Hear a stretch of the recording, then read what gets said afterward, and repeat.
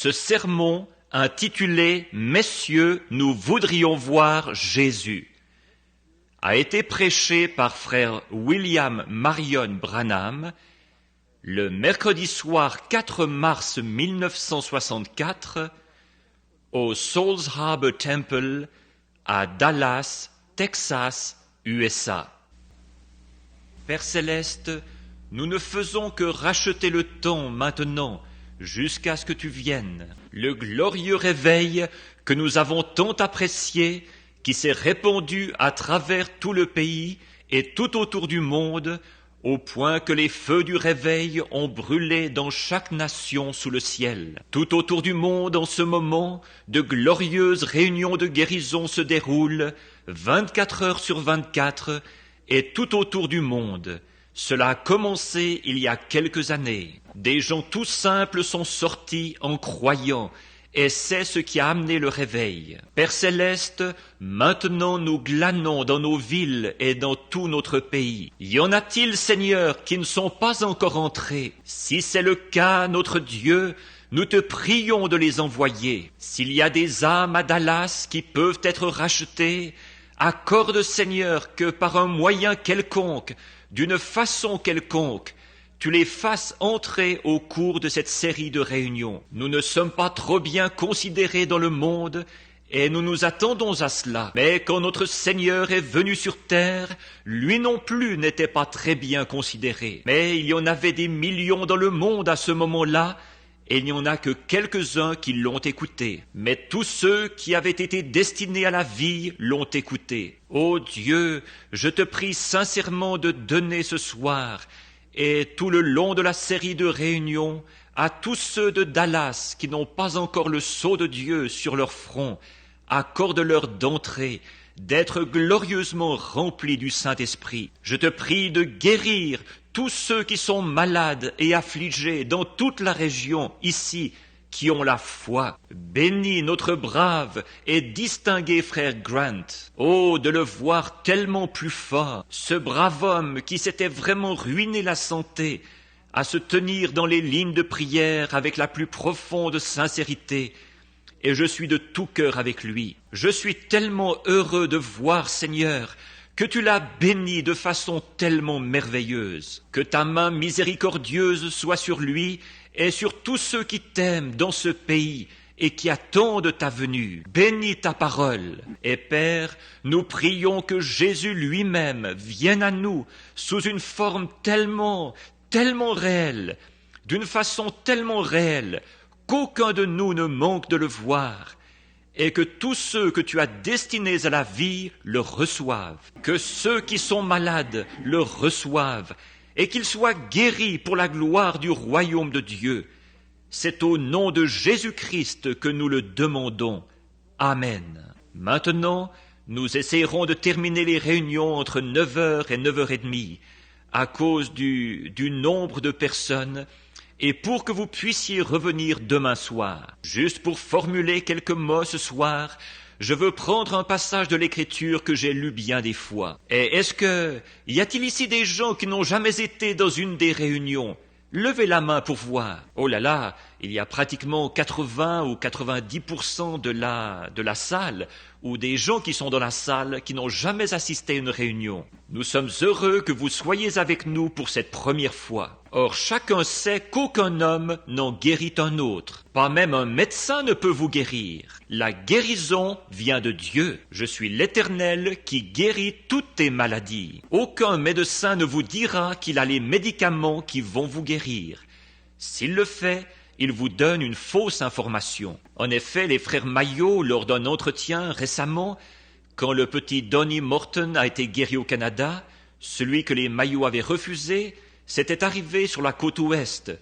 Vous avez vu ça dans le Reader's Digest. Ils m'ont fait venir pour un entretien et ils disaient « Nous ne prétendons pas être des guérisseurs, frère Branham. Nous prétendons seulement aider la nature. » Il y a un seul guérisseur, c'est Dieu. Dieu est le seul qui puisse former des cellules, produire la vie. Par conséquent, l'homme n'a pas le pouvoir de faire ça. Un médecin peut replacer un os ou vous donner un médicament pour empoisonner les microbes. Il en met une certaine dose. et un antidote pour que ça ne vous tue pas, mais que ça tue le microbe et ainsi de suite. Il peut faire ça. Mais les tissus qui ont été déchirés, ou l'os qui a été fracturé, l'appendicite qui a été enlevé, l'appendice, il ne peut pas guérir ça. Il faut que ce soit Dieu. C'est Dieu qui guérit. S'il peut le cerner, il pourra l'enlever, mais guérir ça, il ne le peut pas, et il vous le dira. S'il peut le cerner, il pourra l'enlever, mais guérir ça, il ne le peut pas, et il vous le dira. Or, la guérison vient de Dieu seul. Dieu seul a acquis pour nous notre guérison. C'est à nous qu'il revient de faire tout ce que nous pouvons dans notre vie et par tous les moyens que Dieu nous a donnés pour notre guérison. Mais c'est Dieu qui guérit. Si Dieu vous appelle à retourner à la maison ce soir, il n'y a pas assez de médicaments au monde pour vous retenir ici. Rien ne vous retiendra ici. Et s'il décide que vous devez rester sur terre, peu importe combien de médecins disent que vous allez partir ce soir, vous ne partirez pas. Donc c'est vraiment Dieu qui décide de tout ça. Dieu est la vie éternelle. Il n'était pas Dieu à ce moment-là, parce que Dieu, le mot anglais God, veut dire objet d'adoration. Et il n'y avait rien d'autre que lui. Il était l'Éternel, celui qui est éternel, c'est tout. Il n'y avait pas de lune, pas d'étoile, pas d'ange, rien. Mais dans cet être que nous appelons Dieu, notre Père, il y avait des attributs. En lui, il y avait l'attribut de Père, en lui, il y avait l'attribut de Dieu, en lui, il y avait l'attribut de Fils, en lui, il y avait l'attribut de Sauveur, en lui, il y avait l'attribut de guérisseur. Et toutes ces choses que nous voyons maintenant ne font que manifester ces attributs. Or, si vous étiez dans ces pensées au commencement, si vous avez la vie éternelle, il n'y a qu'une forme de vie éternelle. La vie éternelle n'a pas eu de commencement et elle n'a pas de fin. Donc, si vous avez la vie éternelle, vous étiez un attribut des pensées de Dieu avant qu'il y ait quoi que ce soit d'autre que lui. Votre forme, votre silhouette, et ce dans quoi vous êtes maintenant, ce n'est qu'un négatif. Quand vous arrivez aux alentours de 20, 22 ans, vous étiez un négatif, et la mort développe la photo pour donner le positif.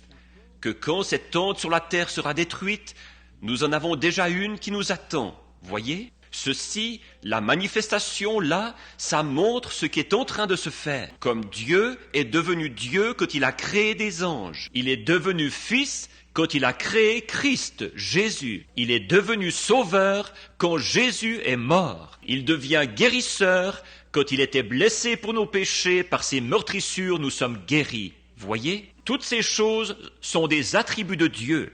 De sorte qu'à la fin, la Bible a dit, Jésus a dit, « Vous connaîtrez que je suis dans le Père en moi, moi en vous, et vous en moi. » C'est Dieu qui devient tangible. Votre propre femme, vous et votre mari, c'est seulement une ombre, un négatif de Dieu et de son épouse à lui, l'Église. Vous voyez, c'est seulement l'attribut de Dieu qui est montré par des ombres et des types, comme l'Ancien Testament en était un du Nouveau. Voyez ? Alors, à la fin, tout ça se rejoint. Dieu tangible, Dieu en Christ tangible, fait chair, qui a habité parmi nous. Et dans ce glorieux millénium à venir, Dieu, sous la forme de Christ, est assis sur le trône de David. Et l'Église, son épouse, le mari et la femme ensemble. Oh, c'est ce qu'il y a de plus. C'est assez pour enflammer le cœur d'un croyant. Dans ces glorieuses heures que nous vivons, alors que tous les espoirs et les nations et tout le reste s'écroulent sur nous, en dessous de nous, nous avons un royaume. Nous sommes baptisés dans ce royaume. Maintenant, nous allons prendre les quelques mots de ce petit message de ce soir pour vous présenter ce que je voudrais que vous voyiez pendant la série de réunions. Nous lisons dans l'évangile de Jean au chapitre 12 et au verset 20. Et notre thème, toujours, depuis le commencement, c'est le même que ce soir, et celui qu'on retrouve sur toute notre documentation et tout. Hébreux 13, 8. Jésus-Christ, le même hier, aujourd'hui et pour toujours. Or, quelques Grecs du nombre de ceux qui étaient montés pour adorer pendant la fête s'adressèrent à Philippe de Bethsaïda et lui dirent avec instance, « Messieurs, nous voudrions voir Jésus. » Maintenant, voici la question que nous posons ce soir. S'il est le même hier, aujourd'hui et pour toujours, et que ces Grecs, des gens des nations, ont demandé à le voir, et qu'il leur a été permis de le faire par un de ses serviteurs, alors, s'il reste toujours le même hier, aujourd'hui et pour toujours, pourquoi ne pourrions-nous pas le voir ce soir? Voyez, messieurs, nous voudrions voir Jésus. Or, je suis sûr que pour tout croyant, ça remplirait vraiment son cœur d'enthousiasme.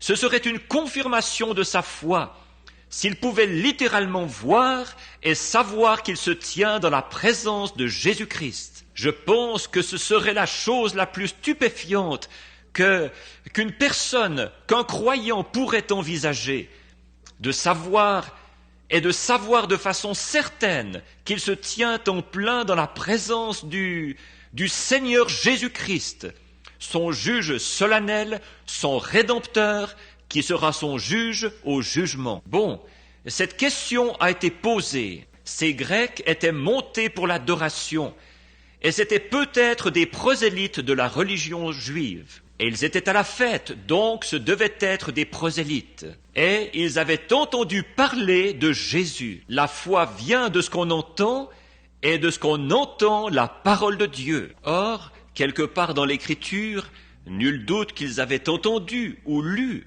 comment allait être le Messie. Donc, ils savaient que s'ils pouvaient, cet homme qui prétendait être le Messie, il aurait nécessairement les attributs que devait posséder le Messie. Or, il y avait eu beaucoup de faux Messies qui s'étaient élevés. Nous savons qu'il y en avait même eu un qui s'appelait Jésus, qui s'était élevé juste avant le oint.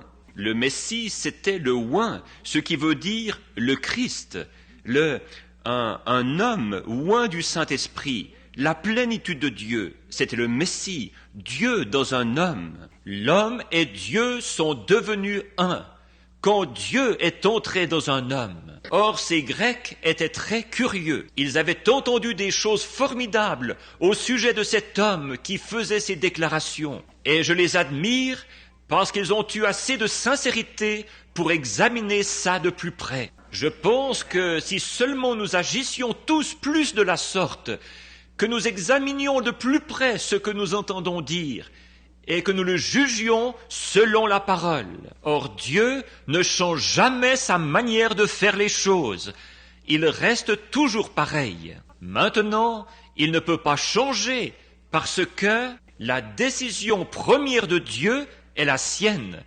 Il doit toujours s'en tenir à cette décision quand il est appelé à entrer en scène comme aujourd'hui. Dieu a été appelé à entrer en scène la première fois que le péché a été commis dans le jardin d'Éden. Et il a dû prendre une décision quant à la façon dont il allait racheter l'homme. Et il a pris sa décision en le rachetant par le sang versé d'un innocent. Et il n'a jamais changé ça. Nous avons essayé de les instruire. Nous avons construit des tours et des villes et des théologies et de l'instruction et des dénominations d'église. Et on les a fait entrer par la dénomination. Et ça n'a jamais marché et ça ne marchera jamais. Dieu sauve l'homme par le sang versé de l'innocent. Il ne change jamais ça. Peu importe quelle meilleure manière nous pensons avoir. C'est la décision de Dieu. Et il ne peut décider une chose aujourd'hui et autre chose demain. Quand il prend une décision, il est parfait. Il n'a jamais à revenir dessus. Quand Dieu dit quelque chose, c'est éternellement juste. Parce qu'il est éternel et ses paroles sont éternelles. Dieu, qui connaissait la fin depuis le commencement, il a donc donné à son monde une certaine partie de paroles pour chaque génération, au fur et à mesure qu'elles sont venues. Il a envoyé des prophètes dans l'Ancien Testament. Il nous est enseigné dans Hébreux 1 qu'après avoir, à plusieurs reprises et de plusieurs manières, parlé à nos pères par les prophètes, Dieu l'a fait en ce dernier jour par le Fils Jésus-Christ. Maintenant, si nous examinions vraiment bien ce passage de l'Écriture, quand Jésus était sur terre et qu'il a dit qu'il était le Fils de Dieu, ils l'ont condamné. Il a dit « Pourquoi me condamneriez-vous quand je dis que je suis le Fils de Dieu, alors que vous appelez ceux à qui la parole est venue des dieux ?» Abraham était considéré comme un Dieu. Élie était un Dieu. Ésaïe était un Dieu. Parce que la parole de Dieu leur est venue. Et ils étaient partiellement des dieux. Jésus a dit qu'il l'était. Il a dit « Vous les appelez des dieux ». Maintenant, vous voyez, quand l'homme était oint, comme Joseph, il représentait Christ. Quand Moïse était oint, il représentait Christ. Quand David était oint, il représentait Christ. Tous menaient à Christ. Et lui était la plénitude de la parole. La parole a été manifestée en lui. Il était le oint en entier. Eux, ils l'avaient en partie. Nous l'avons en partie.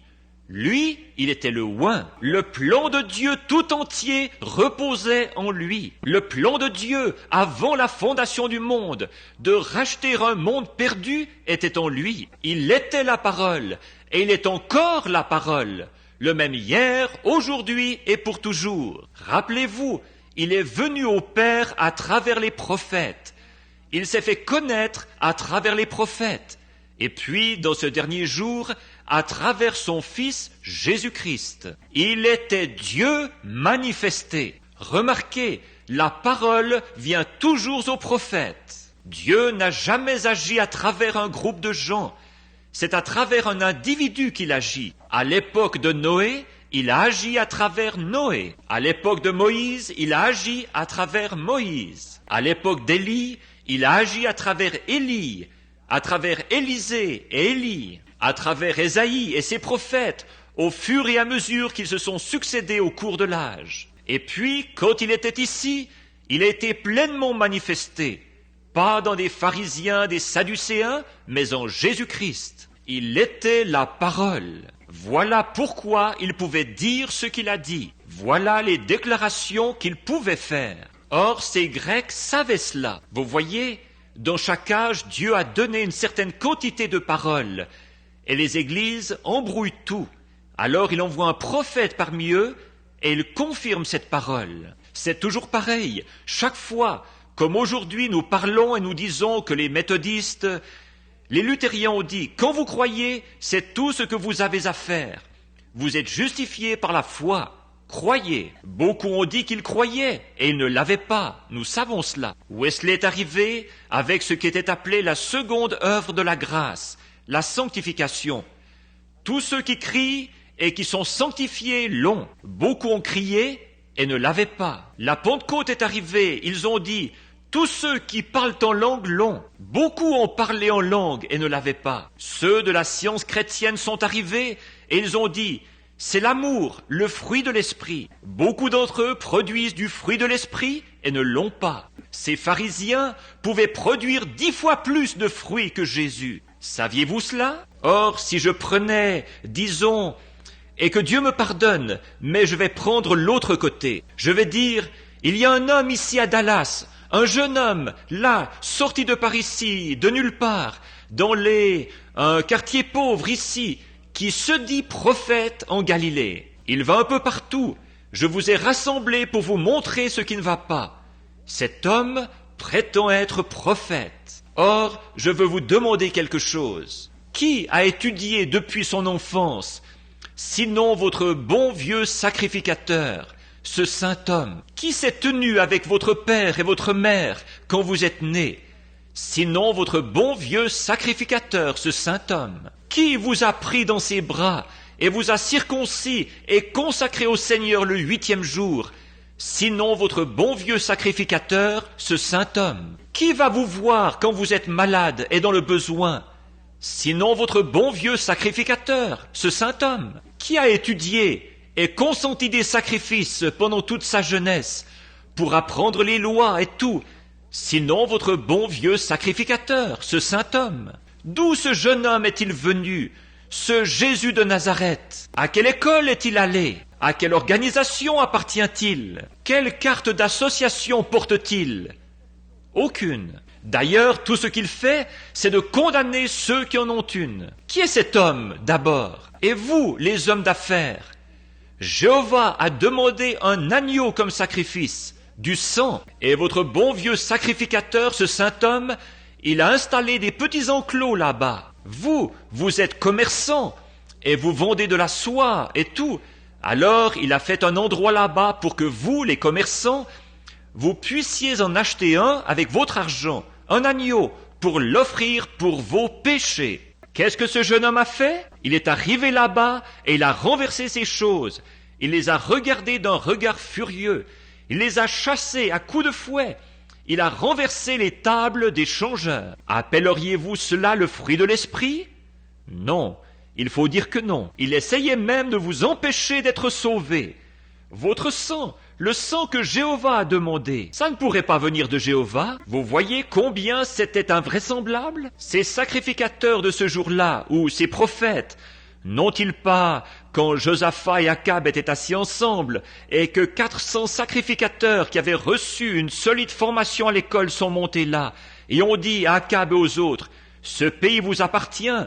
Ce n'est pas juste que les Philistins se remplissent le ventre du blé qui appartient à Israël. Le Dieu Tout-Puissant nous a donné ceci, et ainsi dit le Seigneur, monte. Mais vous savez, Josaphat était un homme spirituel.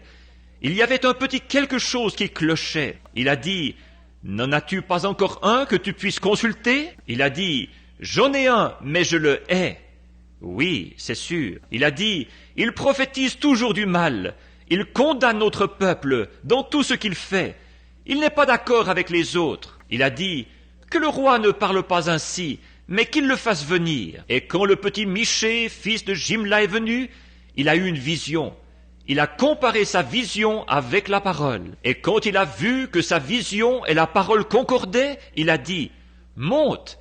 Mais je vois Israël dispersé comme des brebis qui n'ont pas de berger. Vous voyez qui avait raison? C'est vrai qu'ils avaient quelque chose et que ce pays leur appartenait, mais il leur appartenait sous certaines conditions. Et de même, les bénédictions de ce dernier jour appartiennent à cette Église. Mais c'est sous condition. Vous devez remplir ces conditions. Sinon, vous pouvez faire toutes sortes de réunions de guérison, de réunions où l'on crie, de réunions de louanges, de réunions pour les fruits, de réunions pour parler en langue. Et ça ne vous servira absolument à rien. Vous devez remplir la condition de Dieu. C'est pourquoi ces Grecs désiraient voir cet homme. Ils savaient, d'après la parole, ce que devait être ce Messie. Et ils voulaient le voir. Ils étaient des gentils. Ils avaient entendu parler de lui et ils voulaient le voir. Maintenant, s'ils voulaient le voir et que ce privilège leur a été accordé, ne pensez-vous pas qu'ici, à Dallas ce soir, s'il a dit dans l'Écriture qu'il est le même hier, aujourd'hui et pour toujours, et que nous désirons le voir, ne pensez-vous pas qu'il nous l'accorderait aussi? Rappelez-vous, s'il ne le fait pas, alors ce n'est pas le même hier, aujourd'hui et pour toujours. Je crois qu'il est le même. Dieu, dans ce dernier jour, a fait des choses merveilleuses pour les gens. Ça me rappelle beaucoup une femme, ici, il n'y a pas longtemps, à Louisville, au Kentucky. Elle avait un petit garçon d'environ, 2 ou 3 ans, et le petit gars il devait souffrir d'un dérangement mental. Elle l'avait amené chez le médecin, et le médecin l'avait soigné pendant un moment. Et il lui semblait à elle que son état empirait. Mais le médecin, lui, il disait « Je crois qu'il va mieux ». Alors, elle l'a testé pour voir. Elle l'a amené dans un petit magasin à rayons. Elle a ramassé quelque chose qui aurait dû attirer l'attention de ce petit garçon. Et il ne le regardait pas. Et elle est allée vers un autre rayon. Elle a ramassé quelque chose qui aurait dû attirer son attention. Un petit pistolet d'enfant ou quelque chose, et ça n'attirait toujours pas son attention. Et elle faisait tout ce qu'elle pouvait, et les gens la regardaient, qui devenaient hystériques. Alors elle est allée à un endroit où il y avait une petite clochette. Elle l'a ramassée, elle l'a agitée hystériquement devant ses yeux. Elle disait « Chérie, regarde !» Et le petit gars ne faisait que regarder dans le vide. Et elle a laissé tomber cette petite chose par terre.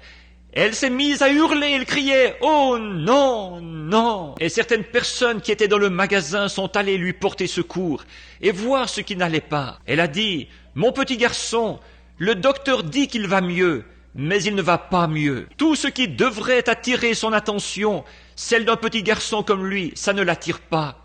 Il ne fait que regarder dans le vide. Je pense que c'est là l'état auquel notre Église est en train d'aboutir. Dieu a agité chaque don qu'il a promis dans la Bible devant nous, et nous continuons à regarder dans le vide, et nous cherchons quelque chose ailleurs. Il semble que c'est un état spirituel de l'Église, qu'ils manquent de voir l'heure dans laquelle ils vivent. Ils cherchent une sensation ou quelque chose bien loin dans l'avenir. L'homme fait toujours ça. Il bénit toujours Dieu pour ce qu'il a fait. Il s'attend à ce qu'il va faire. Il ne tient aucun compte de ce qu'il est en train de faire. Vous manquez de voir l'heure où nous vivons. Voilà ce que ces Grecs voulaient savoir. Quelle était l'heure et ce que le Messie devait être. La portion de l'Écriture qui était révélée pour ce jour-là, si ce Messie l'accomplissait, voilà la preuve. C'est la parole de l'heure confirmée qui est la preuve. Ce n'est pas qu'il devait avoir les fruits de l'esprit, qu'il devait être un homme de loi auprès des tribunaux de justice pour son organisation, ou l'une de celles des pharisiens ou des sadducéens. Il était la manifestation de la parole de Dieu promise pour cette heure-là. Vous voulez voir ce qu'est le fruit de l'esprit? Observez ce que la Bible promet pour une heure donnée, et cherchez-en la confirmation. Voilà la preuve. Jésus a dit, vous sondez les Écritures parce que vous pensez avoir en elles la vie éternelle. Ce sont elles qui rendent témoignage de moi. Voilà ce qui prouve qui je suis. Nous regardons maintenant un passage de l'Écriture avant de passer à autre chose. Jésus a dit, quand il était ici sur terre, dans le livre de Luc, que ce qui arriva au jour de Sodome arrivera de même à la venue du Fils de l'homme. Remarquez là, et ce qui arriva au jour de Noé avant le déluge. Or Jésus lisait la même Bible que vous et moi nous lisons, et toutes ces choses étaient des ombres. Maintenant, si vous voulez voir ce qui est arrivé avant le jour de Noé, reprenez et lisez dans la Genèse. Il a seulement dit, ils mangeaient, buvaient, se mariaient leurs enfants. Mais si vous remarquez, reprenez Genèse 6 et lisez-le. Et là, voyez ce qui est arrivé. Nous voyons là-bas que quand les fils de Dieu virent que les filles des hommes étaient belles, ils en ont pris pour femmes. Des tribunaux de divorce, des fils de Dieu, des hommes de renom, des hommes célèbres. Regardez aujourd'hui nos gens haut placés, de grands hommes dans le monde, comme ce noble lord en Angleterre, tout récemment. Le magazine Life avait fait un article là-dessus, qu'on a trouvé avec des stripteaseuses et tout. Regardez notre gouverneur de New York et tous les autres pays alentours, l'immoralité. Regardez les divorces. L'Amérique est à la tête des nations pour les divorces du reste du monde. Regardez les femmes, comment elles s'habillent pour sortir dans la rue. Et comment les hommes, la première chose à laquelle ils pensent presque aujourd'hui, c'est quelque chose d'immoral. Toutes les distractions sur les cigarettes, le whisky, n'importe quoi, ou un spectacle quelconque, il faut toujours qu'il y ait une femme immorale là-dedans. Ce qui arriva au jour de Noé, Jésus a dit, et ce qui arriva au jour de Sodome. Rappelez-vous, il a laissé ça tranquille. Est-ce qu'ils sont le tableau de Sodome? Il y a eu 3 catégories de gens dans le monde, toujours. Ce sont les croyants, les soi-disant croyants et les incroyants. Ils sont là dans chaque groupe. Nous en parlerons peut-être un soir au cours de la semaine. Mais à cette époque-là, il y avait les incroyants, les sodomites. Il y avait les soi-disant croyants qui étaient Lot et son groupe. Et il y avait les appelés à sortir et élus, c'était Abraham, qui n'était pas dans Sodome. 3 anges sont descendus juste avant que le fils promis arrive. Ainsi, Abraham avait séjourné et il avait attendu un fils promis. Et Lot avait entièrement oublié la promesse. Il était parti à Sodome, et les sodomites ne le croyaient pas au départ. Mais remarquez, là, par une chaude matinée, 3 êtres sont descendus du ciel. Et comme ils se sont avancés vers Abraham, l'un d'eux est resté avec lui. Et 2 d'entre eux sont descendus à Sodome, pour appeler à sortir ceux qui restaient à Sodome, Lot et ceux qui étaient allés avec lui. Et il n'en a eu que 3, 8 à l'époque de Noé. Ça, c'est une déclaration plutôt forte pour ce jour qui vient. Ce qui arriva, 3 et 8. Remarquez, il y en avait un, cependant, qui était venu à Abraham. Or, celui qui était descendu à Sodome, ils ont prêché là-bas. Les 2 qui étaient allés là-bas, ils ont prêché et leur ont dit que l'heure approchait où le monde des nations allait être entièrement brûlé. Maintenant, comparez le tableau de Sodome à celui d'aujourd'hui. Pas Noé, l'eau, mais cette fois-ci le feu, pour détruire le monde des nations. Et les vrais croyants des nations cherchent un fils promis, le Fils de Dieu. Et nous avons attendu. Ils ne sont pas dans Sodome, ils sont appelés à sortir. Celui de Sodome, c'était ce membre d'église tiède. Et un genre de Billy Graham contemporain est descendu à Sodome parmi les dénominations. Un Oral Roberts. Et ils sont là-dedans. Ils cognent dur par l'évangile. Ça les a aveuglés. Regardez bien le signe qu'il a accompli là-bas pour ceux-là. Maintenant, regardez Abraham, l'élu, dans son groupe à lui. Il y en a un qui est resté là-bas et qui a accompli un signe pour eux. Vous savez, dans toute l'histoire du monde, toute l'histoire de l'Église, jamais une seule fois, il n'y a eu un réformateur ou un homme qui ait jamais eu un grand ministère pour ceux des nations dont le nom se soit terminé en H-A-M, comme A-B-R-A-H-A-M, jusqu'à maintenant. C'est G-R-A-H-A-M, 6 lettres. Abraham, c'est 7 lettres. 6 lettres, G-R-A-H-A-M.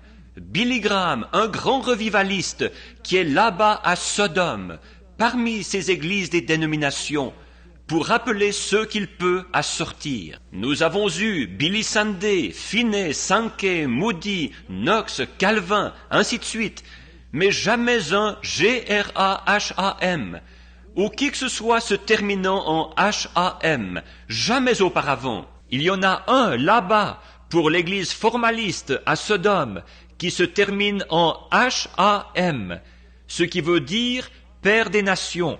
Et puis, il y en avait un qui est resté là-haut avec Abraham, qui était assis, la tente, le dos tourné à la tente, et il a dit « Abraham », pas Abraham, ce qu'il était quelques jours auparavant. « Abraham, où est ta femme Sarah » S-A-R-R-A, pas S-A-R-A-I, vous voyez? « Où est ta femme Sarah » Il a dit « Elle est dans la tente derrière toi ». Il a dit « Je vais te visiter ».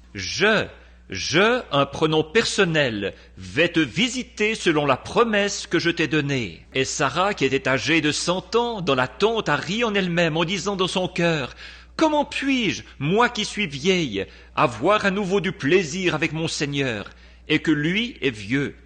Abraham, comme des jeunes, ou des gens avec une vie sexuelle qui est terminée depuis des années. Elle avait 90 ans et Abraham en avait 100. Elle a dit « avoir du plaisir avec mon Seigneur alors que lui aussi est vieux ». Et l'ange, le messager qui était pour l'Église spirituelle, a discerné ce qu'elle avait, ce qu'elle disait dans son cœur. Et il a dit « Pourquoi Sarah a-t-elle douté de ceci ?» Tu vois, en disant dans son cœur « Cela ne se peut pas ». Et Sarah a essayé de le nier. Mais comme elle faisait partie d'Abraham, son incrédulité l'aurait condamnée. Mais Dieu ne pouvait pas la reprendre, parce qu'elle faisait partie d'Abraham. L'Église aurait été condamnée depuis longtemps, mais elle fait partie de Christ. Remarquez le signe qu'il a accompli, en disant ce qu'elle faisait, alors qu'il lui tournait le dos. Jésus a dit que ça se reproduirait au jour de la venue du Fils de l'homme. Nous voyons le Billy Graham, nous voyons le feu prêt à tomber, l'Église qui attend un Fils promis. Et voilà, tout est là, comme il faut. Nous attendons cette heure-là, le Fils promis. Et rappelez-vous, le dernier signe qu'Abraham a vu. Et nous qui sommes nés de l'Esprit de Christ, nous sommes la semence royale d'Abraham. Jésus a promis que la semence royale d'Abraham verrait le même signe que leur père Abraham avait vu, avant que le fils promis arrive. Il n'y a pas eu un seul autre signe. Abraham, tout de suite, Sarah est devenue mère et Isaac est arrivé. Le dernier signe, c'était Dieu manifesté dans la chair d'un homme. Là, quelqu'un m'a dit, il a dit, « Frère Branham, vous ne croyez pas que c'était Dieu ?» Eh bien, Abraham a dit qu'il l'était. Il l'a appelé Elohim. Et regardez voir si ça ne s'écrit pas avec un L majuscule. Voyez si au début, à l'origine, ce n'est pas là la même chose que c'était. Au commencement, Dieu créa, Elohim, celui qui est entièrement suffisant. Dieu qui se manifeste dans son Église, au milieu de son peuple. Jésus a dit, ici Dieu était manifesté dans un homme, Jésus-Christ, le même hier, aujourd'hui et pour toujours. L'Église est passée par toutes sortes de signes. Eh bien, ensuite, quand Dieu agite le dernier signe devant eux, ils restent là à regarder dans le vide. Que Dieu ait pitié de nous. Combien nous reste-t-il encore de temps de grâce? Il est peut-être plus tard que nous ne le pensons. Rappelez-vous ma première citation. Les gens continueront en pensant être sauvés comme à Sodome. Qu'est-ce qu'il était? Qu'est-ce que ces Grecs ont vu en lui? Qu'est-ce qu'il était? Ce qu'ils voyaient en lui à l'époque, ce qu'ils cherchaient, ils devaient l'avoir vu. Maintenant, regardez dans Deutéronome chapitre 18, versets 15 à 20. Moïse, Dieu a dit à Moïse et Moïse l'a dit au peuple. L'Éternel ton Dieu suscitera un prophète semblable à moi. Il arrivera que celui qui ne l'écoutera pas sera retranché du milieu du peuple. Dieu ne change jamais son plan. Donc ces Grecs attendaient un prophète. Or, ça faisait 400 ans qu'il n'avait pas eu de prophète depuis Malachie. Mais ces Grecs savaient que cette parole qui était promise pour ce jour-là devait être un prophète. L'Éternel ton Dieu suscitera un prophète comme moi. En effet, la parole ne vient qu'au prophète, à rien d'autre qu'au... Combien comprennent ça? Voyez? Regardez, c'est tellement parfait que quand Jean, qui était le prophète, se tenait dans les eaux en train de baptiser, alors Jésus est venu à lui dans l'eau. La parole est venue au prophète. Il était la parole et il est venu à Jean dans l'eau. Dieu ne change jamais son système. Il ne change jamais sa façon de faire. Il est le Dieu immuable. Maintenant, les églises n'ont pas cru ça, pas du tout. Mais ça n'a pas arrêté le programme de Dieu. Celui-ci a continué quand même. Or Pierre, son père était pharisien. Sans doute qu'André, qui était un disciple de Jean, a entendu quand il a été présenté. Il a dit, « Voici le Messie, je vois une lumière au-dessus de lui, comme une colombe qui descend sur lui. » Il a rendu témoignage. Il a dit, « Celui qui m'a dit dans le désert, va baptiser d'eau. » A dit, « Celui sur qui tu verras l'Esprit, cette lumière, descendre comme une colombe. » C'était peut-être la même colonne de feu qui a suivi les enfants d'Israël dans le désert, qui est venue sur lui, parce que c'était le oint, le logos. Elle est venue sur lui et il a dit, « J'en rends témoignage, voici le Messie. » Alors Pierre est venu avec André à la réunion. Voyons ce qu'il était. Et si nous voyons ce qu'il était, alors nous saurons ce qu'il est maintenant. Et la façon dont ils l'ont reconnu à l'époque, ce devrait être la même façon dont on le reconnaît aujourd'hui, puisqu'il est le même hier, aujourd'hui et pour toujours. Maintenant, dans le contexte de sa promesse, voici ce qu'il ferait. Remarquez, là nous voyons que quand Pierre s'est avancé dans l'auditoire, là où Jésus était, Jésus qui ne l'avait jamais vu auparavant, il s'est retourné. Il l'a regardé et il a dit, « Ton nom est Simon, tu es le fils de Jonas. » Non seulement il le connaissait, mais il connaissait son brave vieux père qui l'avait formé. Et Pierre, qui n'avait pas assez d'instruction pour signer son nom, qui était connu pour être un homme ignorant et sans instruction, il a plu à Dieu de l'établir comme évêque à Jérusalem. Et Jésus lui a donné les clés du royaume et a fait de lui le chef de l'Église. Cet homme, sur cette révélation révélée, comme il savait ce que le Messie devait être, il a dit, il l'a reconnu comme étant le Messie, et il est tombé à ses pieds parce qu'il avait fait cela. Il y en avait un qui se tenait là, du nom de Philippe, Lui n'a pas eu besoin qu'on lui fasse cela. Mais il avait un enseignant de la Bible qu'il connaissait très bien, du nom de Nathanaël. Si vous remarquez, à partir de l'endroit où Jésus se trouvait à ce moment-là, c'était à 15 milles de l'autre côté de la montagne, à environ 2 jours. Et Philippe s'en va et il trouve Nathanaël sous un arbre en train de prier et il le ramène. Sans doute, si nous pouvions surprendre la conversation qu'ils avaient en chemin, il disait « Regarde, viens voir qui nous avons trouvé, Jésus de Nazareth, fils de Joseph. » Il a dit « Mais peut-il sortir quelque chose de bon de Nazareth ? Regarde, tu te souviens, nous avons lu dans l'Écriture que le Messie doit être un prophète. » Oh, bien sûr, la Bible l'a dit, Moïse, nous sommes ses disciples. Il a dit que le Seigneur susciterait un prophète comme lui. Très bien, alors ce prophète, c'est Jésus de Nazareth. Tu te souviens de ce brave pêcheur, Simon, là-bas ? Oui, c'était le fils de Jonas. Oui, tu lui as acheté du poisson une fois et il n'a même pas su signer le reçu. Oui, tu lui as acheté du poisson une fois et il n'a même pas su signer le reçu.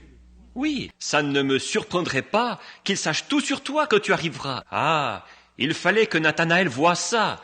Alors, il y est allé avec Philippe. Je ne pense pas qu'il soit passé dans la ligne de prière. Il est peut-être resté assis dans l'auditoire ou debout dans l'auditoire.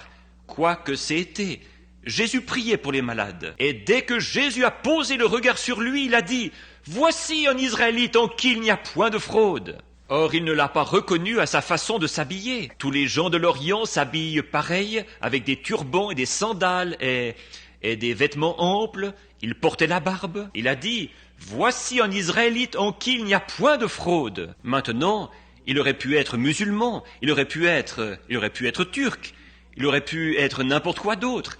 Mais comment savait-il qu'il était un Israélite et qu'il n'y avait pas de fraude en lui? Et ça l'a vraiment démonté. Et il a dit « Rabbi, d'où me connais-tu » Il a dit « Avant que Philippe t'appelle, quand tu étais sous l'arbre, je t'ai vu. » C'était réglé, ça suffisait. Voilà, c'était là le Messie. Il a dit « Tu es le Christ, le roi d'Israël. » Peut-être que son pasteur se tenait là, mais ça ne l'a pas dérangé. Il y en avait qui se tenaient là, qui disaient « Cet homme est Belzébul ». Il devait répondre devant leur assemblée, vous savez. Il disait « Cet homme fait ça par la puissance du diable.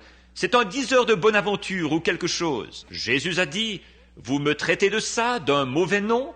Les œuvres de Dieu d'un mauvais nom ?» Il a dit « Vous dites ça du Fils de l'homme, je vous pardonne. Mais quand le Saint-Esprit viendra, en cet âge-ci, pour faire la même chose, une seule parole contre lui ne sera jamais pardonnée dans ce monde-ci, ni dans le monde à venir. » C'est ce qu'il a dit.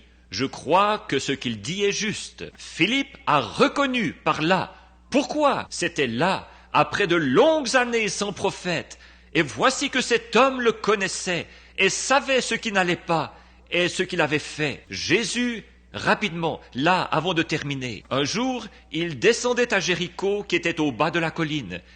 Mais il lui fallait passer par la Samarie et il est passé par une ville du nom de Sichar. Or, il y a 3 races de gens. Croyez ce que vous voulez, mais c'est ce qu'il y a. Il y a le peuple de Cam, de Sem et de Japheth. Maintenant, remarquez, quand les Juifs, ils attendaient un Messie. Et les Samaritains étaient à moitié Juifs et à moitié des nations. Ils attendaient aussi un Messie. Mais ceux des nations, nous, les Anglo-Saxons, nous étions des païens. Les Philistins, et quoi encore, vous voyez ? Mais remarquez, il ne vient qu'à ceux qui l'attendent. Il ne guérira ce soir que ceux qui s'attendent à ce qu'il guérisse. Il ne sauvera que ceux qui s'attendent à être sauvés. Et remarquez-le maintenant, alors qu'il envoie les disciples dans la petite ville de Sichar pour aller chercher des provisions. Pendant qu'ils étaient partis, une jolie jeune femme est arrivée. Elle était une femme de mauvaise réputation. On l'appellerait aujourd'hui peut-être une fille de trottoir. Peut-être que ses parents l'avaient jetée à la rue quand elle était petite fille et que c'est comme ça qu'elle gagnait sa vie. Mais il y avait quelque chose dans le cœur de cette petite dame. Elle était venue vers 11 heures parce qu'elle ne pouvait pas venir avec les autres jeunes filles. Si quelqu'un ici est déjà allé en Inde et dans les pays de l'Orient, comme les coutumes ne changent jamais, ils ne peuvent pas se côtoyer, les gens bien et les gens pas bien. Alors elle est arrivée et Jésus était assis là, au milieu d'un paysage qui ressemblait un peu à celui-ci, là, des treilles disposées au-dessus d'un puits, et le puits public de la ville était là, et les gens venaient chercher de l'eau. Et elle est venue presque vers midi pour aller chercher son eau. alors que les jeunes filles viennent chercher de l'eau tôt le matin. Et elles, là-bas, elles font leur lessive et des choses comme ça. Son gagne-pain à elle était différent.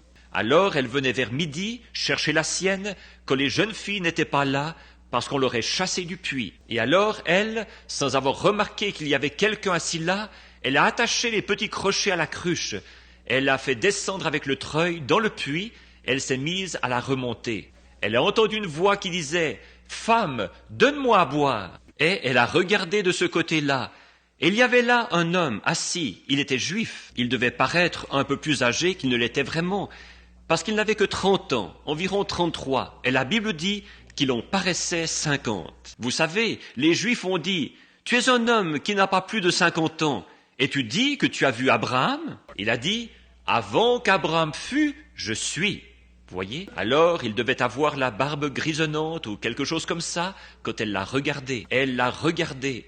L'œuvre qu'il accomplissait devait avoir terriblement marqué sa vie physique. And she said, he said, bring me a drink. Il a dit, apporte-moi à boire. Et elle a dit, vous n'avez pas coutume, vous les Samaris, ou vous les Juifs, de nous poser une telle question à nous, les Samaritaines. Et il a dit, mais si tu savais à qui tu parles, c'est toi qui me demanderais à boire. Alors elle a dit, le puits est profond. Qu'est-ce qu'il était en train de faire? Il était en train de contacter son esprit. Vous voyez? Le Père, il a dit dans Jean 5, 19, en vérité, je vous le dis, le Fils ne peut rien faire de lui-même. Il ne fait que ce qu'il voit faire au Père. Souvenez-vous de ça, là. Notez ça dans vos livres. Vous voyez? Jésus ne faisait jamais rien avant d'avoir vu en vision quoi faire. C'est vrai. Pas en temps, mais ce que je vois. Le Fils ne peut rien faire. Il ne fait que ce qu'il voit faire au Père.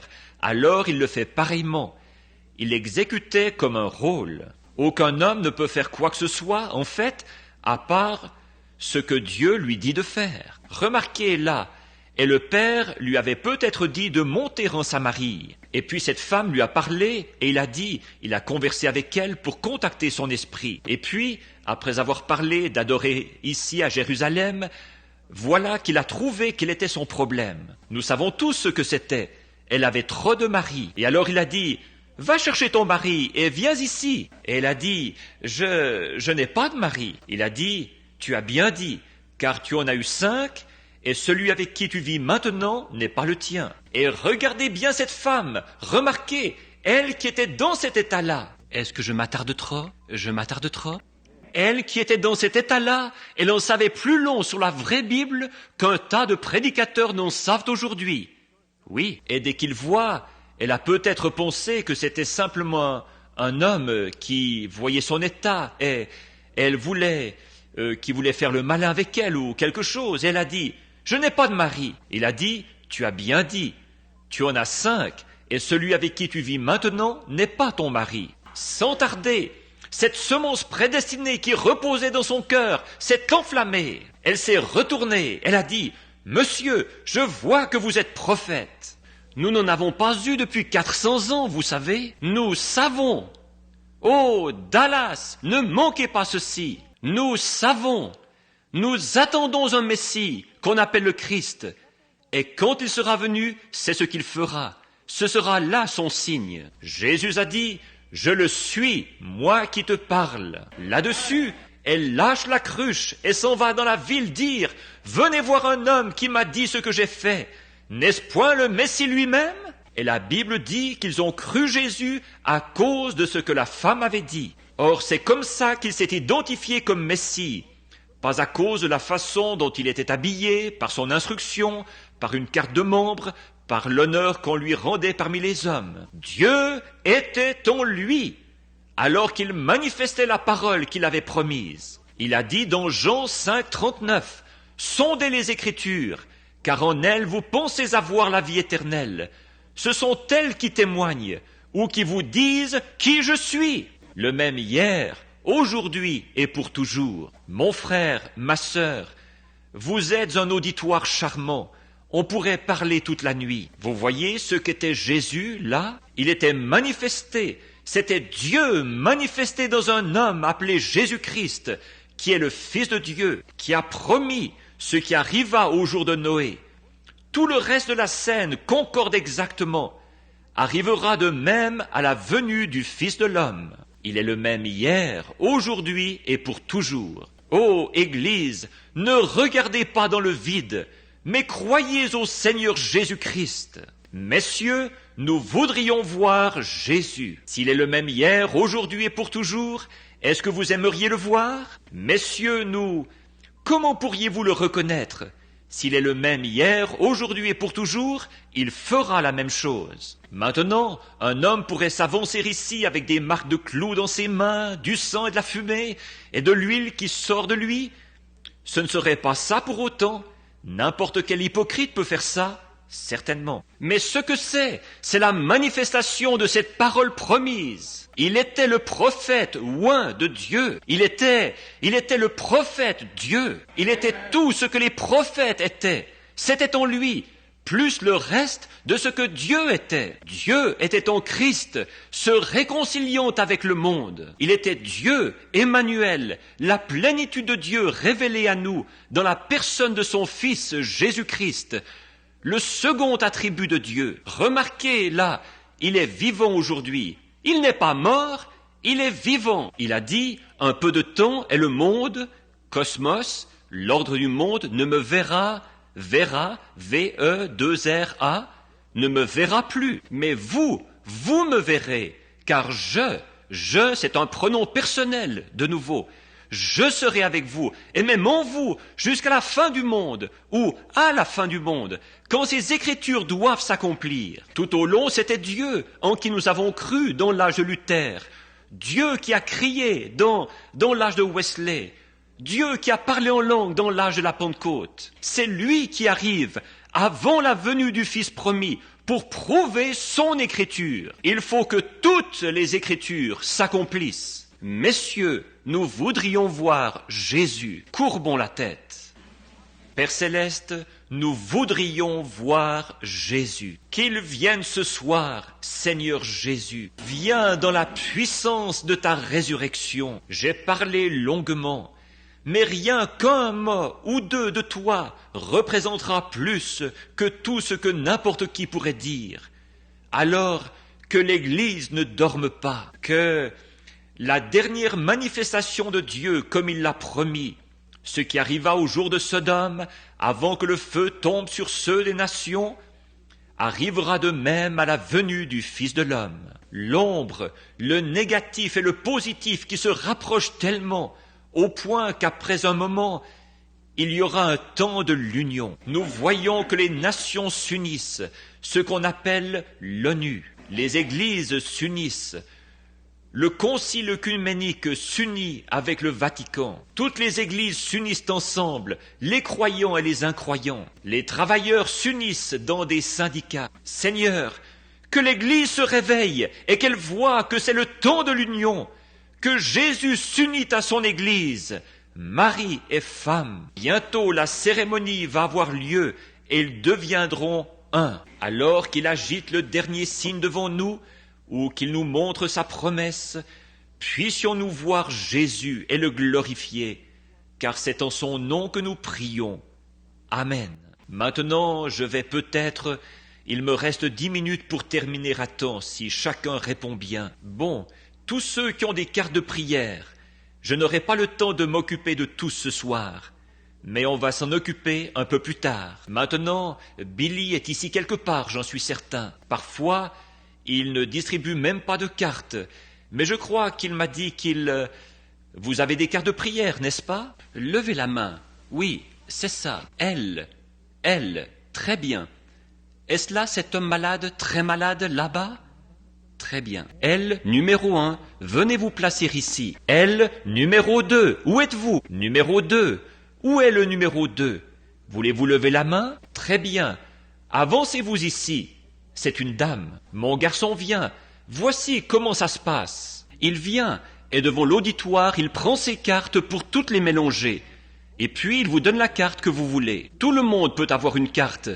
Et puis, on les appelle par le numéro. Ça montre que le garçon ne sait pas où elles vont être appelées. Il nous est arrivé une fois, beaucoup d'entre vous ici s'en souviennent peut-être, il nous est arrivé qu'un homme vendait des cartes de prière aux réunions. et il garantissait que la personne irait sur l'estrade. Et en plus, il m'arrive de commencer par la 1, il m'arrive de commencer par la 50, il m'arrive de commencer par la 14, la 20, la 16, et puis je peux les prendre en descendant et en prendre quelques-unes ici. Combien ont assisté à des réunions et ont vu faire ça? Mais oui, voyez, la carte de prière n'a rien à voir avec ça. Et il y en a beaucoup qui sont guéris dans l'auditoire sans même avoir de carte de prière. Numéro 1, 2, 3, qui a la 3? La carte de prière numéro 3, levez la main. Là-bas au fond, la dame, venez ici madame. Numéro 4, si vous ne pouvez pas vous lever maintenant, nous allons vous porter. Numéro 4, je vois qu'il y a une civière ici et quelques fauteuils roulants par là autour. Si vous ne pouvez pas venir, nous vous porterons. Numéro 4, numéro 5, la carte de prière numéro 5, numéro 6, 7, 8, 9, 10. Que cela s'avance maintenant par numéro s'ils le peuvent. Voyons voir. 1, 2, 3, 4, 5, 6, 7, 8, 9. Est-ce qu'ils y sont tous? Ils y sont. Arrêtons-nous là un instant. Nous manquons un peu de temps. Je n'aime pas terminer après 9h30. Maintenant, combien dans l'auditoire n'ont pas de carte de prière? Et vous voulez que Jésus vous guérisse? Et vous savez qu'il peut vous guérir? Levez la main. Peu m'importe si vous êtes dans le balcon, peu importe où vous êtes. Maintenant, regardez cette femme qui a touché le vêtement, pendant qu'ils les mettent en ligne. Cette femme qui a touché son vêtement, elle n'avait pas de carte de prière, peut-être, mais elle a dit... Maintenant, écoutez bien, là. Elle a dit dans son cœur, « Je crois cet homme. Si je peux toucher son vêtement, je serai guéri. » Elle avait une perte de sang. Combien se rappelle l'histoire? Elle s'est glissée à travers la foule. Peut-être qu'elle s'est frayée avec peine un chemin entre les gens. Une petite femme pâle, maladive, et elle a touché son vêtement. Et le vêtement palestinien est ample. Il n'aurait jamais senti ça. Moi, je ne sentirais pas si vous touchiez ma poche, et mon veston est ajusté. Mais ces vêtements palestiniens, elle porte un vêtement de dessous. Et elle a touché son vêtement. Et il s'est arrêté et il a dit, « Qui m'a touché ?» Elle est retournée dans l'auditoire. Il a dit, « Voyons, Pierre a dit, « Seigneur, ça ne va pas ça. Tout le monde te touche. » Il a dit, « Mais je sens que je me suis affaibli. De la vertu, de la force est sortie de moi. » Combien s'en souviennent? Et il a promené le regard dans tout l'auditoire jusqu'à ce qu'il la trouve. Pas vrai? Et il a dit, « Ta foi t'a sauvé. » Pas vrai? Maintenant, regardez, prédicateur. La Bible dit-elle que Jésus-Christ, Hébreux 3, est un souverain sacrificateur maintenant même qui peut compatir à nos infirmités? Combien savent que la Bible dit ça? Eh bien, s'il est le même hier, aujourd'hui et pour toujours, comment est-ce qu'il agirait aujourd'hui? Tout comme il l'a fait hier, certainement. Maintenant, voyez-vous, ça ne vous servirait à rien de me toucher. Je serais comme votre frère, votre mari, votre père, quoi que ce soit. Il n'y aurait pas de vertu en moi. Mais si votre foi peut le toucher, lui, alors regardez-le agir. Essayez seulement. Ne l'essayez pas. Il y a trop de ça aujourd'hui, de se contenter d'essayer. Faites-le. Maintenant, soyez vraiment respectueux, soyez tranquille. Juste quelques instants là, et on saura. Ces choses que j'ai dites, ça avait l'air beau, mais vous voyez, est-ce qu'elles sont vraies ou non? C'est ça qu'il faut voir après. Est-ce que tout ça, j'entends parler les musulmans, les sikhs, les jains, Bouddha, oh là là, les musulmans, mais ils peuvent parler de quelque chose qui a été, mais qu'en est-il de maintenant?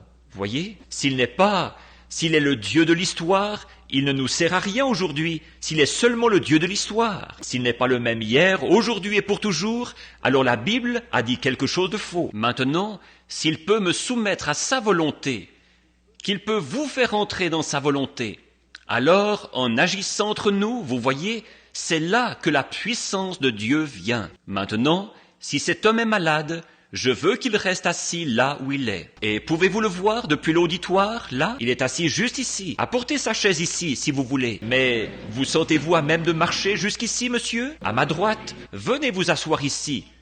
Apportez la chaise ici, frère Grant, s'il vous plaît, pour que cet homme puisse rester assis un instant ici. Très bien. Maintenant, asseyez-vous ici, monsieur. J'ai remarqué cet homme depuis quelques minutes sur le point de s'évanouir. Il doit être gravement malade. Je ne sais pas. Et si je le savais, et que je pouvais l'aider, et que je ne le fasse pas, alors je ne serai pas digne de me tenir derrière cette estrade ici et de vous parler à vous autres, vous les chrétiens. Mais cet homme n'est probablement pas aussi âgé que moi, et c'est nous sommes probablement des inconnus l'un pour l'autre. Vous ne me connaissez pas, je suppose. Mais moi, je ne vous connais pas. Oh, vous m'avez vu à Jonesboro il y a environ 15 ans, quand j'étais là-bas à des réunions. C'est ça. Eh bien, ça a été glorieux là-bas. Je crois que c'était avec frère Richard Reed. Maintenant, si cet homme qui est assis ici, souffrant, si je pouvais le guérir et que je ne le fasse pas, quel genre de personne est-ce que je serais? Mais je ne peux pas le guérir. Mais maintenant, si nous voyions Jésus et que Jésus se tienne ici et qu'il porte ce costume qu'il m'a donné là, est-ce que Jésus dirait « Venez ici et je vais vous guérir » Faites attention là, si vous connaissez votre Bible, vous voyez? Non monsieur, il l'a déjà fait. Il ne pourrait pas le faire aujourd'hui, il l'a déjà fait. Il a été blessé pour nos péchés. C'est par ses meurtrissures que nous avons été sauvés. C'est par ces meurtrissures que nous avons été guéris, plutôt. Très bien. Bon, mais Jésus pourrait se déclarer pour faire savoir à cet homme quel est son problème, ou quelque chose qui ne va pas, ou quelque chose qu'il a fait. Is that right? Pas vrai? Et comme ça, il saurait que Christ est ici. Parce que moi, je ne le connais pas. Je lève les mains là. Il a dit qu'il était aux réunions de Jonesboro il y a 15 ans de ça. Je n'ai jamais vu cet homme de ma vie, pour autant que je sache. Il était peut-être assis au fond. Demain, eh bien, je ne connais personne ici. Je crois savoir que c'est Monsieur Way qui est assis ici. Un Anglais qui est assis ici même, que je connais, qui était tombé mort dans mon église l'autre jour à Jeffersonville en Indiana. Il était tombé mort. Son épouse est là, quelque part par ici. Elle est infirmière. Pendant que je parlais, cet homme est tombé mort. Il est tombé mort d'un coup. Je suis descendu, lui imposer les mains. Il est ici. Voyez? Si seulement je peux tenir l'assemblée tranquille pendant assez longtemps, jusqu'à ce que le Saint-Esprit puisse descendre. Ne vous agitez pas, restez simplement assis, tranquille, vous voyez? Maintenant, monsieur, je voudrais que vous regardiez par ici un petit instant. J'ai parlé... Et je suis ici pour vous aider maintenant. Et si je peux vous aider, je ferai tout ce que je peux. Maintenant, ce que j'ai dit ici dans l'Écriture, Dieu est tenu, parce que je crois que c'est maintenant les derniers jours, Dieu est tenu d'accomplir cette parole. Et c'est ce qu'il a promis de faire. Et si lui pouvait me dire quelque chose que vous avez fait, ou quelque chose qui ne va pas chez vous, ou pourquoi vous êtes ici, ou quoi que ce soit, vous sauriez si c'est vrai ou non. Vous en seriez témoin. Mais maintenant, si je m'avance ici et que je vous impose les mains, que je dis « Gloire à Dieu, vous êtes guéris !» Gloire à Dieu, ce serait bien, ce serait parfaitement bien, si vous le croyiez. Mais s'il vous dit ce que vous avez fait, ou une cause, la raison pour laquelle vous êtes malade, ou quelque chose comme ça, alors vous sauriez. S'il pouvait vous dire ce qui est arrivé, sûrement qu'il saurait ce qui va arriver. Ce serait vrai, oui. Est-ce que mon auditoire croit ça? Maintenant, qu'est-ce que je suis en train de faire à cet homme? J'essaye de contacter son esprit, tout comme notre Seigneur l'a fait au puits avec cette femme. Je ne le connais pas, je ne l'ai jamais vu. Maintenant, il y en a beaucoup ici, des malades, beaucoup qui prient. Et maintenant, Père Céleste, nous prenons tout esprit ici sous notre contrôle pour la gloire de Dieu, afin que tes Écritures s'accomplissent. La Bible dit que c'est pour ça que Jésus guérissait, afin que les Écritures s'accomplissent. Et c'est la raison pour laquelle tu fais preuve de miséricorde dans ces derniers jours, afin que les Écritures s'accomplissent. Nous venons de parler d'elles ce soir. Accorde-le, Seigneur, au nom de Jésus. Amen. Maintenant, regardez-moi un petit instant, pour voir si le Seigneur va me révéler quel est votre problème. Et s'il le fait, allez-vous... S'il me dit quel est votre problème, vous semblez être très malade. S'il me dit ce qui ne va pas chez vous ou quelque chose, alors vous croirez. Vous saurez que ça ne peut être que lui. Combien dans l'auditoire croiront? Une chose qui vous fait terriblement souffrir, c'est une hernie. Cette hernie vous rend malade, c'est vrai. Voyez? Maintenant, est-ce que c'est vrai? Levez la main si c'est vrai. C'est ça qui le rend malade, vous voyez? Affaibli. Est-ce que vous croyez? Autre chose, là. Vous avez un bouton sur le côté droit de votre visage. Ça vous cause du souci. Je vais vous dire autre chose. Croyez-vous que je suis son prophète? Vous avez un bouton à la hanche droite aussi, sous vos vêtements. Si c'est vrai, levez la main. Voyez? Croyez-vous maintenant? Allez et soyez guéris. Jésus-Christ vous guérit. Allez et croyez-le. Venez simplement par ici. Avancez-vous ici, frère. Allez simplement en croyant maintenant et tout ira bien pour vous. Est-ce que vous croyez maintenant? Ayez simplement la foi. Très bien. Ça, vous savez, je ne le savais pas. Ici, venez, sœur. Je ne vous connais pas. Nous sommes des inconnus l'un pour l'autre, je suppose. Si c'est vrai, pour que l'auditoire puisse voir que nous ne nous connaissons pas, voyez-vous, si... C'est exactement comme quand notre Seigneur a rencontré une femme un jour. Et voilà que nous nous rencontrons de nouveau, nous nous rencontrons 2000 ans plus tard sur sa promesse, et voici un homme et une femme qui se rencontrent de la même manière. Je ne vous ai jamais vu de ma vie. Je pense que nous sommes complètement inconnus l'un à l'autre, mais Dieu nous connaît tous les deux. Maintenant, si le Saint-Esprit, Christ, en moi et en vous, révèle pourquoi vous êtes ici, ou quelque chose à votre sujet, serez-vous enthousiasmé comme cette femme l'a été ce jour-là? Maintenant, ce pourquoi vous êtes ici, c'est pour qu'on prie, et qu'on prie pour une maladie que vous avez au sein. C'est ça. Si c'est vrai, levez la main. Maintenant, croyez-vous que Dieu peut me dire de quel sein il s'agit? C'est le sein droit, c'est ça. Il y a des gens qui n'arrêtent pas de dire là-bas, quelqu'un est entré en disant, ça, il le devine. Je ne le devine pas, ne pensez pas ça. Ça entrave, vous voyez. Maintenant, souvenez-vous, vous ne pouvez pas cacher vos pensées, là. Oui, c'est vrai. Oui, c'est ça. Tenez, vous devriez croire. Vous êtes prédicateur, une femme prédicateur. C'est vrai, n'est-ce pas? Très bien. Allez, croyez maintenant, et vous irez bien. Que Dieu vous bénisse. Croyez seulement. Est-ce que vous croyez? Bonjour. Nous sommes des inconnus l'un pour l'autre. Je ne vous connais pas. Dieu, lui, vous connaît. Si c'est vrai, levez la main pour que vous êtes beaucoup plus jeune que moi. Peut-être que la femme qui a rencontré notre Seigneur l'était, beaucoup plus jeune. Maintenant, une autre femme se tenait ici. Il y a quelqu'un là dans l'auditoire qui croit. La voilà, elle est assise là. Elle a des troubles respiratoires, pas vrai? De qui avez-vous touché le vêtement? Le sien. C'est fini maintenant. Jésus-Christ vous guérit. Il est le même hier, aujourd'hui et pour toujours. Maintenant, cette femme est à 20 pieds de moi, mais ce n'est pas moi qu'elle a touché. C'est le souverain sacrificateur qu'elle a touché. Ne voyez-vous pas? Je lui tournais le dos. Ça montre qu'il est le même, qui a fait la promesse, exactement le même aujourd'hui. Vous souffrez d'une maladie nerveuse. Vous êtes très nerveuse, surtout tard le soir. Quand vous êtes fatigué et épuisé, vous êtes très nerveuse. Et puis, vous avez un empoisonnement dans votre corps. C'est un empoisonnement dans le sang. Mais c'est juste. Et puis, vous avez vraiment un fardeau pour que quelqu'un soit sauvé, n'est-ce pas? Et oui, c'est vrai. Croyez-vous maintenant? Très bien. Allez, comme vous l'avez cru, qu'il vous soit fait ainsi. Ayez la foi. Ne doutez pas. Ayez foi en Dieu. Croyez simplement. Bonjour, madame.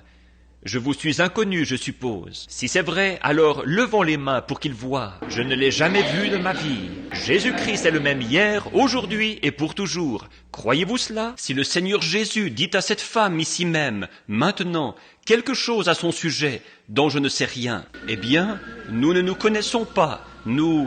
Elle se tient là, c'est tout, vous voyez?